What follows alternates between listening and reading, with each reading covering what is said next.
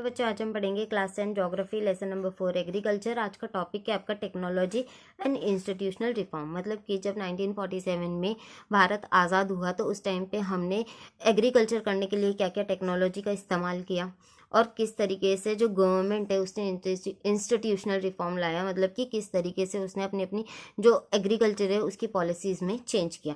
चलिए स्टार्ट करते हैं। इंडिया नीड, सबसे पहले हम देखेंगे कि इसकी ज़रूरत क्या थी, है ना। Need of technology and institutional reform, कि हमने देखा कि हमने एग्रीकल्चर में टेक्नोलॉजिकल रिफॉर्म्स लेके आए एंड इंस्टीट्यूशनल रिफॉर्म लेके आए। लेकिन उससे पहले हमें ये पता होना चाहिए कि इसकी ज़रूरत क्या थी। It was mention in the previous that agriculture has been practice in India for thousand of year, कि भारत में आज से एग्रीकल्चर नहीं किया जा रहा है बल्कि हज़ारों साल से एग्रीकल्चर हम करते हुए ही आ रहे हैं। Sustain use of land without compatible technology and institutional change have hinder the pace of agriculture development. अब कंटिन्यूसली हम उसको यूज़ करे जा रहे हैं, लेकिन अगर हम इसके अंदर टेक्नोलॉजी और इंस्टीट्यूशनल चेंज नहीं लेके आएंगे तो जो एग्रीकल्चर है उसका डेवलपमेंट कहीं ना कहीं रुक जाएगा।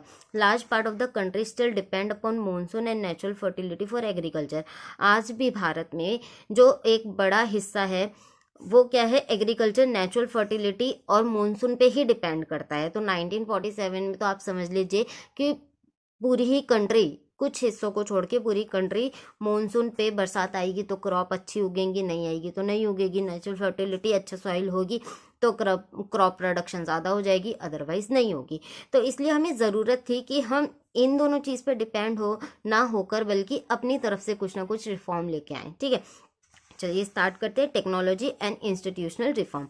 तो सबसे पहले तो कलेक्टिवाइजेशन किया गया, कंसोलिडेशन ऑफ होल्डिंग। मतलब कलेक्टिवाइजेशन की एक, मतलब जो फार्मर्स हैं उनके पास छोटी छोटी लैंड्स हैं, है ना, छोटी छोटी ज़मीन के टुकड़े हैं। अब इन पे वो कितना प्रोडक्शन कर पाएंगे, तो गवर्नमेंट ने क्या किया कि 3-4 जो फार्मर हैं उनको एक बड़ी सी लैंड प्रोवाइड कर दी। उनसे कह दिया कि आप अपने लैंड को क्या कर लो, कलेक्टिव कर लो और साथ मिलके इस पूरे लैंड पे गेहूँ चावल जो भी आपको ग्रो करना है कर लो, क्योंकि आप इतने हिस्से में करोगे अपना अपना, लेकिन वो ज़्यादा प्रोडक्शन नहीं हो पाएगा। एक बड़े लैंड पे जब आप करोगे तो ज़्यादा प्रोडक्शन होगा और फिर जो बेनिफिट होगा वो आपस में क्या कर लेते थे, वो शेयर कर लेते थे। कंसोलिडेशन ऑफ होल्डिंग, मतलब कि एक फार्मर है लेकिन उसकी जो लैंड है, ज़मीन है, वो अलग अलग जगह है।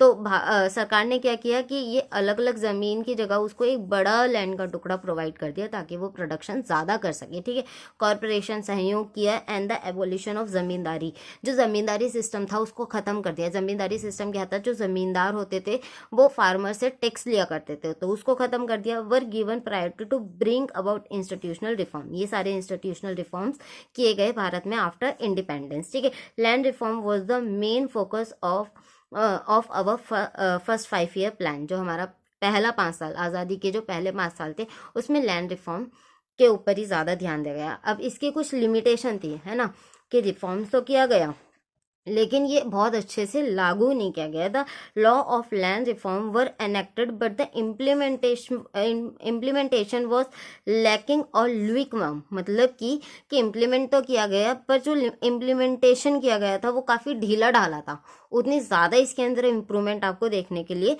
नहीं मिली। फिर 1960 से लेके 70 में गवर्नमेंट ने क्या किया कि अब एग्रीकल्चर रिफॉर्म की ज़रूरत है। मतलब एग्रीकल्चर रिफॉर्म के लिए क्या ज़रूरत है कि हम टेक्नोलॉजी में थोड़ा सा मतलब इम्प्रूवमेंट लेके आए। तो ग्रीन रेवोल्यूशन लेके आए गए, है ना, green revolution based on the use of package of technology, मतलब कि ज़्यादा से ज़्यादा टेक्नोलॉजी का इस्तेमाल करेंगे और हरियाली, ग्रीननेस लेके आएंगे। मतलब ग्रीन रेवोल्यूशन मतलब चारों तरफ क्रॉप्स की जो हरियाली होगी वो आएगी। अब कैसे आएगी, पैकेज ऑफ टेक्नोलॉजी से, कि हम टेक्नोलॉजी का इस्तेमाल करेंगे, अच्छे HYV सीड्स का इस्तेमाल करेंगे, है ना, और पेस्टिसाइड्स का यूज़ करेंगे, अच्छी मशीनरीज का यूज़ करेंगे, वीटीसाइड्स का यूज़ करेंगे। इन सब के थ्रू कोशिश की गई कि प्रोडक्शन ज़्यादा से ज़्यादा किया जाए।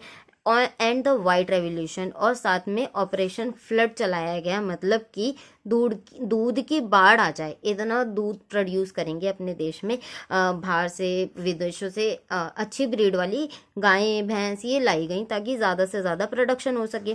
ठीक है, लेकिन फिर इसकी भी कुछ लिमिटेशंस रही। This too led to concentration of development in few state area like Haryana and Punjab. की डेवलपमेंट तो देखा गया, टेक्नोलॉजी का यूज़ भी किया गया, और लैंड रिफॉर्म तो किया ही गया था, लेकिन इसका जो बेनिफिट था वो सिर्फ पंजाब हो गया, हरियाणा, यूपी, इन एरियाज़ में देखने के लिए मिला, क्योंकि यहाँ के जो फार्मर्स थे वो रिच थे, मतलब अमीर थे। लेकिन आप अगर ईस्ट की साइड में देखेंगे, उड़ीसा, झारखंड, असम, वहाँ की जो स्टेट थी, वहाँ के जो फार्मर थे उनको ज़्यादा बेनिफिट देखने के लिए नहीं मिला। क्यों?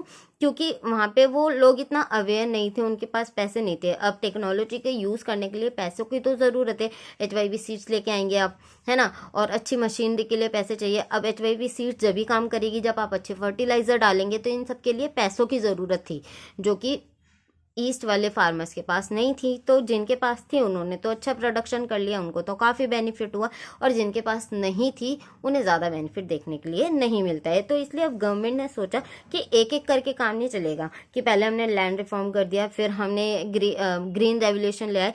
अब क्या किया गया है, 1980 से लेके 1990 बोथ इंस्टीट्यूशनल टेक्नोलॉजिकल रिफॉर्म साथ में लेके आया गया, ठीक है। प्रोविजन फॉर क्रॉप्स, अब क्या क्या रिफॉर्म्स किए गए कि टेक्नोलॉजी का इस्तेमाल करना है, उसके लिए पैसों की ज़रूरत पड़ेगी, तो ठीक है। इस्टेब्लिशमेंट ऑफ ग्रामीण बैंक, ग्रामीण बैंक को इस्टेब्लिश कर दिया गया कि ये क्या करेगा, कोऑपरेटिव सोसाइटी को इस्टेब्लिश कर दिया गया कि ये जो फार्मर्स हैं उनको लोअर रेट ऑफ इंटरेस्ट पे लोन प्रोवाइड करेगी, ठीक है। अब पैसे तो मिल गए, लेकिन और भी दिक्कत है कि जो फार्मर्स हैं उन्हें ये डर लगा रहता है कि अगर किसी कारण से हमारी क्रॉप्स ख़राब हो गई तो ये प्रोविज़न लाया गया कि क्रॉप्स का क्या होगा, इंश्योरेंस। अगर किसी भी कारण से, जैसे drought, flood, cyclone, fire, disease, किसी भी कारण से अगर क्रॉप्स ख़राब हो जाती है तो उसकी जगह क्या मुआवजा दे दिया जाएगा, क्रॉप्स की इंश्योरेंस की जाएगी, ठीक है।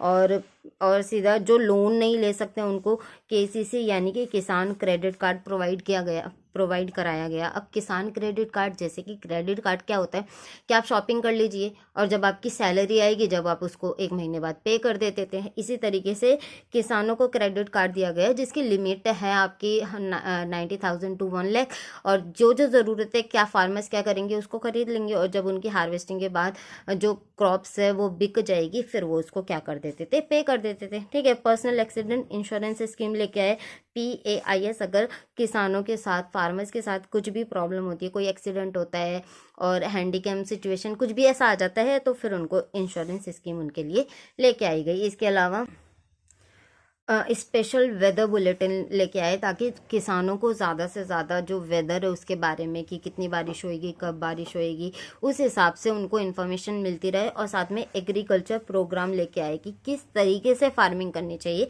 कि ज़्यादा से ज़्यादा प्रोडक्शन हो सके, है ना। तो ज़्यादा से ज़्यादा क्या किया गया कि अवेयरनेस फैलाई गई रेडियो, टेलीविज़न पे।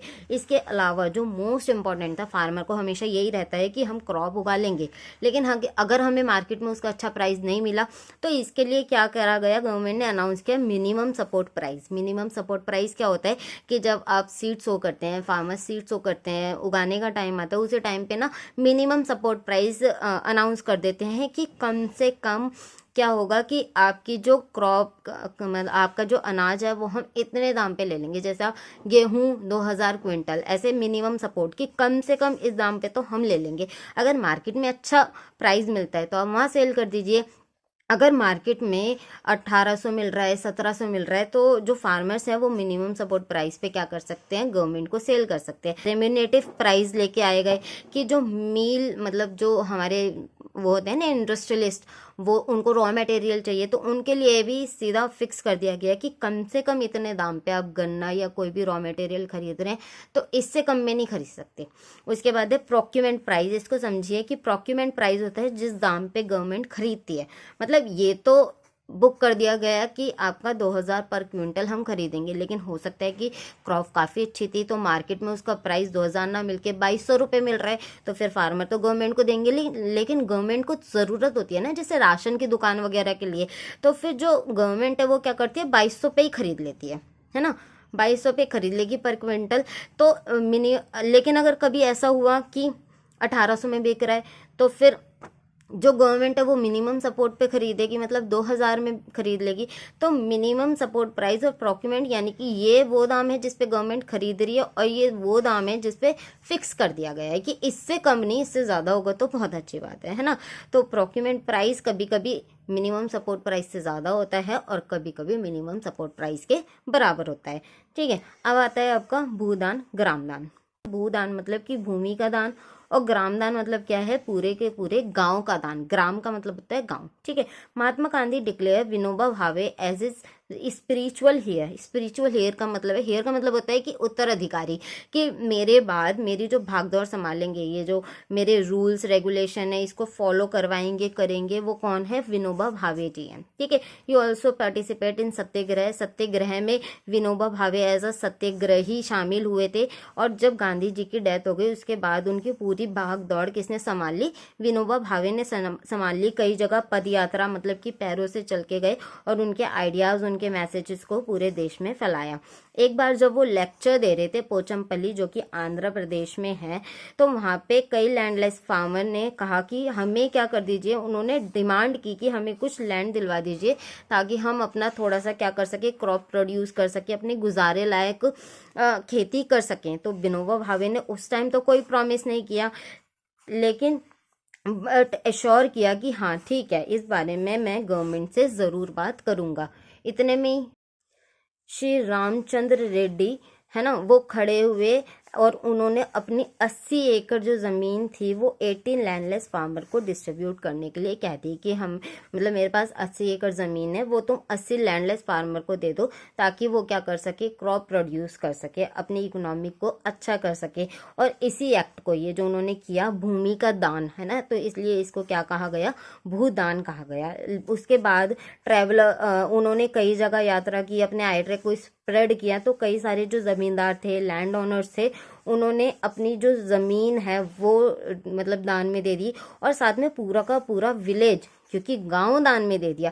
तो इस एक्ट को क्या कहा गया, ग्राम दान कहा गया, मतलब गांव का दान देना है। ठीक है, many land owners choose to provide some part of their land to poor farmer due to fear of land selling.